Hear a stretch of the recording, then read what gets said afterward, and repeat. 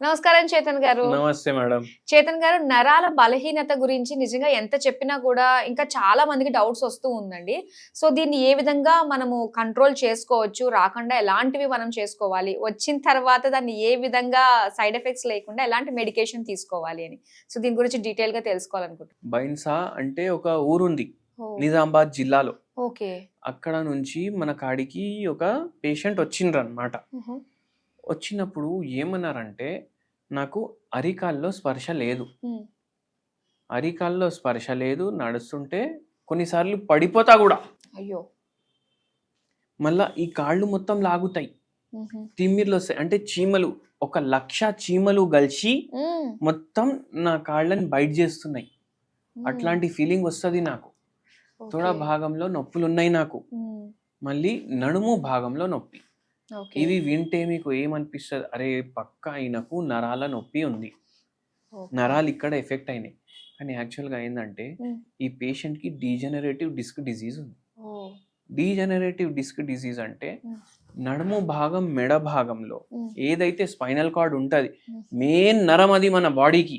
Okay. నరాలు ఇట్లా damage అవుతే, ఇట్లా షాక్ రావడం, తిమ్మిర్లు రావడం, మంట హ్మ్. రావడం ఈ పేషెంట్‌కి అట్లనే ఉండే. హుహుహు. ఇవి ఎందుకైతాయి?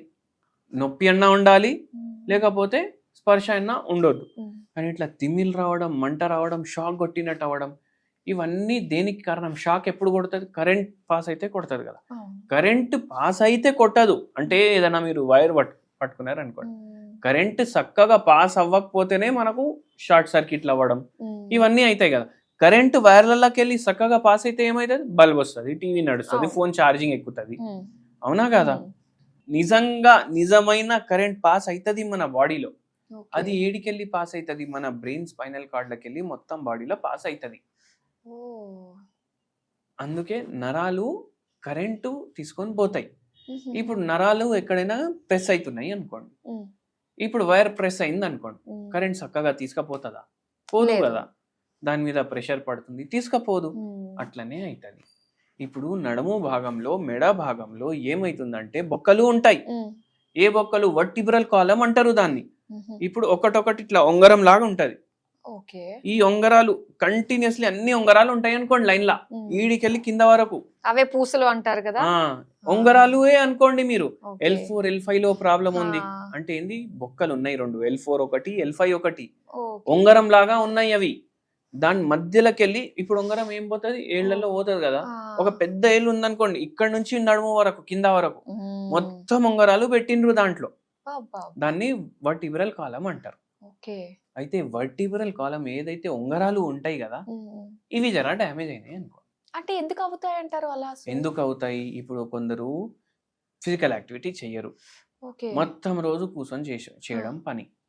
ఇప్పుడు ఈయనదేముంది బిజినెస్ ఉండే. హ్మ్. మొత్తం రోజు బిజినెస్‌లు చూసుకోవడం, షాప్ చూసుకోవడం, ఆ! మళ్ళా ఎక్స్‌పోర్ట్ గూడా చేస్తుండే ఏమో. ఎక్స్‌పోర్ట్ అంటే ఆ ఊర్లకెళ్ళి పక్కకున్న ఊర్లలో మొత్తం చీరలు అవి ఇవి బిజినెస్ అవి ఇవి ఏమేమో ఉండే ఆయనకు. హుహు. అయితే ఏమైతది? అక్కడ ఓన్లీ సిట్టింగ్ పొజిషన్ వల్ల, ఓకే. ఓన్లీ సిట్టింగ్ పొజిషన్ వల్ల హ్మ్. ఇట్లా అయితది. మళ్ళీ ఇక్కడికి ఆగలేదు. ఈ అరిచేతుల్లో గూడా తిమ్మిర్లు ఉండే. హ్మ్. అంటే మెడ భాగం ఉంటది గదా! అది చేతులకు సప్లై చేస్తది. హుహు. నడుము భాగం ఉంటది గదా! కాళ్ళకు కాళ్ళకి సప్లై సప్లై. చేస్తది. ఓకే. ఓన్లీ కాళ్ళల్లో ఉంది అంటే నడుము భాగంలో ప్రాబ్లమ్. ఆహా! ఓన్లీ చేతుల్లో ఉందంటే మెడ మెడ భాగంలో భాగంలో. ప్రాబ్లమ్. ఓకే. రెండిట్లో ఉందంటే మొత్తం ప్రాబ్లమే ప్రాబ్లమ్. హ్మ్. అట్లా. అట్లా అయి ఆ పేషెంట్‌కి ఎవరో చెప్పిండ్రు ఇక్కడ పోతే మంచిగా అయితది అంటే హ్మ్. ఆడికెళ్ళి వచ్చిండ్రు. హ్మ్. ఆడికెళ్ళి రావుడు గూడా ఇప్పుడు చాలామంది ఇప్పుడు నిజామాబాద్‌కెళ్ళి హైదరాబాద్‌కి మనిషి వస్తున్నాడంటే బస్‌లో వస్తాడు. హ్మ్. ఇప్పుడు ఈయన కార్‌లో వచ్చిండు. హ్మ్. కార్‌లో ఎట్లా? కూర్చొని గాదు. హ్మ్. పడుకొని. అయ్యో! ఎందుకంటే ఆయనకు సరిగా కూసోనికి కూడా రావట్లేదు. ఓహ్! ఆయనకు మొత్తం మన మందులకి నొప్పులు, తిమ్మిర్లు, మంటలు. ఇట్లా నిల్చుంటే ఇట్లా షాక్ కొడుతుంది సార్ నా కాళ్ళల్లో అంటుండాయన. హ్మ్. కూసోనంటే కూసోను. మళ్ళా తిమ్మిర్లు అయిపోయి నా కాళ్ళు గూడా ఇట్లా జరగట్లేదు. అబ్బా! హ్మ్. కట్ అయిపోతుంది గదా కరెంట్. అవును. అవునా గాదా? ఓహ్! ఇప్పుడు మీరు హెయిర్ డ్రైయర్‌లుంటాయి. హ్మ్. ప్లగ్ పెడితేనే పని చేస్తాయి గదా అవి. అవును. సడెన్‌గా ప్లగ్ తీసేస్తే ఏమైతది? పనిచేయదు. పని చేయదు. హ్మ్. అట్లనే ప్లగ్గు సరిగా లేదు. ఓహ్! ప్లగ్‌లో ప్రాబ్లమ్ ఉందంటే on, of, on, of, on, of అయితది గదా! ఓకే. అట్లనే అయితుంది. ఈ పేషెంట్కి ఆపరేషన్ చేయించుకోవాలన్నారు. ఉమ్, ఆపరేషన్ వద్దు నాకు అని అనుకున్నారు ఇక. ఉమ్, హోమియోపతిలో మార్గం ఆపరేషన్ లేకుండా ఉంది అంటే మన కాడికి వచ్చిండ్రు. ఓకే. ఆ పేషెంట్కి మనము 4 నెలలు అయిపోయింది ఉమ్, ట్రీట్మెంట్ అయి. మనం ఏం చెప్పినాం, ఒక 3-4 నెలలు మెల్లగా తగ్గుతుంది, ఉమ్, మెల్లగా తగ్గుతుంది. ఒక 7-8 నెలలు అయితే మీకు ఇట్లా షాక్ రావడం, తిమ్మిర్లు రావడం, ఇట్లా చీమలు కరిచినట్టు అవ్వడం, ఉమ్, అరికాల్లో మంటలు రావడం, స్పర్శ లేకపో, ఇవన్నీ తగ్గుతాయి అనేసి చెప్పినాము. ఉమ్. ఈ పేషెంట్కి 3-4 నెలల్లోనే 99% సిమ్టమ్లు అన్నీ వెళ్ళిపోయినాయి. బా సూపర్. ఉమ్, మనం ఏమన్నా ఆపేస్తా, ఇప్పుడు నేను మొత్తం పని చేసుకుంటున్నా, తిరుగుతున్నా, నా బిజినెస్ నడుస్తుంది, అన్నీ నేను చేసుకుంటా అంటే మనం ఒకటే చెప్పినాము, ఉమ్, ఇప్పుడే కాదు అప్పుడు, మళ్ళీ ఫ్యూచర్లో రావద్దు కదా. ఉమ్, మొత్తం మంచిగా అయినప్పుడు వరకు వాడే ఓకే. 1 ఇయర్ వాడిపించినాం, హా. దాని తర్వాత బంద్ చేపించేసినాం. ఇంకా అట్లా మళ్ళీ ఉంటుంది. అలాంటి ప్రాబ్లం మళ్ళీ రాదంటారా ఇంకా ఫ్యూచర్ లో? రావద్దు, మనం చెప్పినాం కదా, ఆ, డైలీ జరా సేపు వాకింగ్ చేసుకోండి, చెయ్యాల్సిందే. జరా ఉమ్, యోగా చేయండి. ఇప్పుడు ఉమ్, మీ ఏజ్ కూడా 58 59, ఉమ్, జరా జాగ్రత్తగా ఉండండి. ఉమ్, కరెక్ట్ కదా, అవును. మెయింటెనెన్స్ చేసుకోవాలి. తర్వాత చెయ్యాల్సిందే. ఉమ్, ఇప్పుడు బండి కొన్నాం, అది నడిపిస్తూనే ఉన్నాం. 2 కూర్చొని పోవాలి, 3 కూర్చొని పోతున్నారు, 4 కూర్చొని ఈ మధ్య కాలేజ్ పిల్లలు 4 కూడా ఒక బండి మీద కూర్చొని పోతారు. ఉమ్, అవునా కదా, అవునండి. దాని ఇంజన్ ఏమైతుంది, పాడవుతుంది. ఉమ్, అది ఒకటి. మళ్ళా ఇప్పుడు 2 కూర్చొని పోతే కూడా ఉమ్, దానికి టైం టు టైం సర్వీసింగ్ చేయాలి కదా. అవును. ఆ సర్వీసింగ్ టైం టు టైం మన బాడీ కూడా అడుగుతుంది కదా. ఉమ్, స్ట్రెచింగ్ చేసుకోవాలి, ఎక్సర్సైజులు చేసుకోవాలి, జర వాకింగ్ చేయాలి, ఉమ్, యోగా చేయాలి. ఇది మెయింటెనెన్స్ బాడీది. అవును. బండికి మెయింటెనెన్స్ కి ఇస్తాము, ఉమ్, ఎందుకంటే అమ్ముతే రీసేల్ వాల్యూ వస్తుంది అనేసి. ఉమ్, అవునా కదా, మన అవును. పని అయిపోయినాక అమ్ముతే రీసేల్ వాల్యూ వస్తుంది అనేసి. ఉమ్, మన పని శరీరంతో అయిపోయినాక, మనం చచ్చిపోయినాక, మన ఆత్మ పోయినాక ఉమ్, ఇది వేరే వాళ్ళకి పనికిరాదు అనేసి ఉమ్, మనం దీన్ని ఎట్లా వాడితే అట్లా వాడుకుంటే ఎట్లా. అవును. అవునా కదా, ఉమ్, జర మంచిగా పెట్టుకోవాలి మనం. ఉమ్, అయితే దాంతో పాటు నేనేం చెప్తా అంటే, ఉమ్, మీరు మీ నరాలు గట్టిగా అవ్వాలి ఉమ్, అంటే విటమిన్ డి ఓకే. మంచిగా పెట్టుకోవాలి, ఓ, విటమిన్ B12 మంచిగా పెట్టుకోవాలి, విటమిన్ B6 మంచిగా పెట్టుకోవాలి, okay. Vitamin B3 B6 B9 B12 ఉమ్, అంటే బి కాంప్లెక్స్ ఓవరాల్. ఓకే. నేనేం చెప్తా అంటే, ఇప్పుడు పప్పులు ఉంటాయి కదా, ఉమ్, ఏ పప్పు అన్నా సరే, ఉమ్, అది కందిపప్పు ఉండొచ్చు, పెసరపప్పు ఉండొచ్చు, ఉమ్, పుట్నాల పప్పు ఉండొచ్చు. ఓకే. పెసరపప్పుతో ఏం తయారైతుంది మీరు చెప్పండి? పప్పుచారు. పప్పు చారు. ఇంకా పెసరపప్పుతో కొంతమంది బూర్లు కూడా వేసుకుంటారు. మా సైడ్ బూర్లు వేసుకుంటాం మేము. పెసరట్టు ఎంత ఫేమస్. పెసరట్టు, మీరు బూర్లు తినండి, ఉమ్, పెసరట్టు తినండి, వడలు చాలా వడలు options ఫ్రై ఉన్నాయి. అయిపోతాయి కదా. ఫ్రై వద్దు, ఉడికించడమే కావాలి. ఆ, ఓకే. పెసరపప్పు తోటి మీరు పెసరట్టు చేసుకోండి. ఉమ్, మీకు ఒకటి తెలుసా, నెల్లూరు దాటినాక ఊర్లు ఉంటాయి కదా ఉమ్, కొన్ని, అవి దాటినాక డైరెక్ట్ చెన్నై పోతారు. ఉహు, చెన్నైలో పెసరట్టు దొరకదు అనేసి అక్కడోళ్ళు ఆంధ్రాకి వచ్చి పెసరట్టు తినిపోతారు. ఓకే.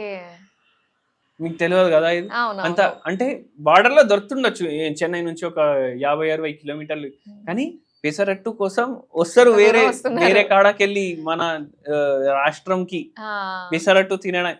మనమే తినం, అరే అవును. ఉంటదిరా, అది కొంచెం చల్లబడిపోతే చాలా డ్రై అయిపోతుంది, వద్దు. ఉమ్, మీరు దాని మీద నూనె వేసుకోకండి. ఓహో. వారంలో 2 సార్లు దోశ అయితే తింటారు కదా, వారంలో 2 సార్లు, ఉమ్, 2 సార్లు పెసరట్టు తినండి. ఓకే. ఉమ్, బి కాంప్లెక్స్ లో కొంచెం భాగం పోతుంది. ఉమ్, అవునా కాదా, అవును. ఇన్ని పొళ్ళు ఉంటాయి మన ఇంట్లో.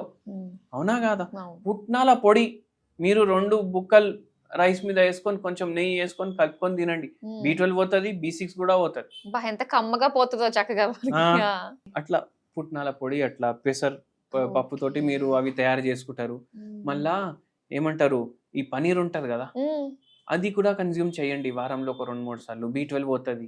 ఓకే. మీకు నాన్ వెజ్ ఇష్టం అంటే చేపలు తినండి. ఇప్పుడు చేపలు చెప్పగానే అరే చేపలు ఫ్రై కావాలి అనేసి అంట. ఉమ్, చేపలు ఫ్రైలు తినకండి, పులుసు లాగా చేసుకోండి, తక్కువ ఆయిల్ వేసుకోండి. ఉమ్, అప్పుడు అట్లా తింటే మీకు B12 కవర్ అవుతుంది. ఓకే. సో ఖచ్చితంగా నరాల ఆ. బలహీనతకి ఇవి పాటించాల్సిందే. పాటించాలి. ఉమ్, అరే పుట్నాల పొడి డైలీ మన ఇంట్లో అవైలబుల్ ఉంటుంది. పల్లీల పొడిలో కూడా ఉంటుంది. పల్లీల్ని పువర్ మ్యాన్స్ బాదాం అంటారు.